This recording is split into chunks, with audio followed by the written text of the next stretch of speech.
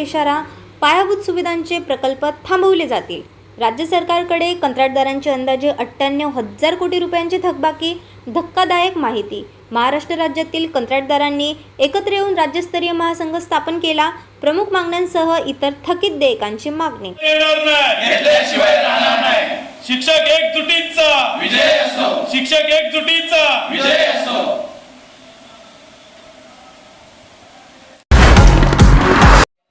मी केशवराव जाधव, अध्यक्ष मध्यवर्ती प्राथमिक शिक्षक संघटना महाराष्ट्र राज्य।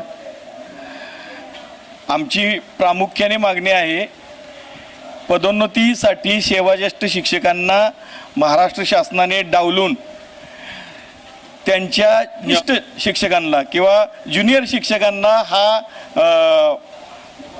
पदोन्नती देण्यात येत आहे।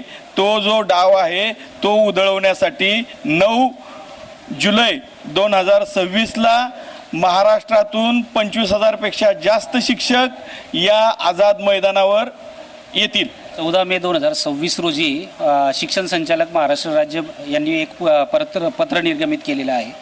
त्या अनुषंगाने सेवाज्येष्ठ शिक्षकांना डावलण्यात आलेलं आहे। मुळातच 1 सप्टेंबर 2025 रोजी सुप्रीम कोर्टाचा निर्णय झाला आणि सेवेतल्या शिक्षकांना TET पदोन्नतीसाठी सुद्धा अनिवार्य केली आणि शिक्षण संचालकांनी मात्र या पत्राच्या 14 मेच्या पत्राच्या अनुषंगाने 1 सप्टेंबर हा सामान्य प्रशासन विभागाच्या शासन निर्णयानुसार जो सोयीचा भाग आहे तो नमूद करून त्या ठिकाणी कट ऑफ डेट 1 सप्टेंबर ठेवलेली आहे। मुळातच संचालकांचं पत्र यापूर्वी अनेक वर्षीची पदोन्नती प्रक्रिया झालेली त्यावेळेस कधीही निघालेलं नाही।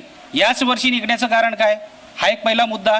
दुसरा मुद्दा, शिक्षण संचालकांनी अशा प्रकारे राज्यस्तरावरती पत्र निर्गमित करण्यापूर्वी, आदेश निर्गमित करण्यापूर्वी शालेय शिक्षण विभागाला ते पत्र विचाराधीन पाठवलं पाहिजे होतं।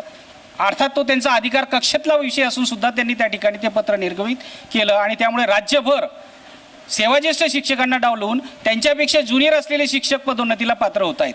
वास्तविक जिल्हा परिषद शिक्षकांच्या पदोन्नत्या, त्या मुख्याध्यापक असो, केंद्रप्रमुख असो, विस्तार अधिकारी असोत, या सर्व पदोन्नतीचा अधिकार हा ग्रामविकास विभागाच्या अंतर्गतला विषय आहे आणि तरीसुद्धा शालेय शिक्षण विभागाच्या संचालकांच्या मार्फत जर अशा प्रकारे जर प्रक्रिया राबवली जात असेल तर ती पूर्णतः चुकीची आहे। साधारण आम्ही 20 ते 25,000 शिक्षक आंदोलनामध्ये सहभागी आहोत।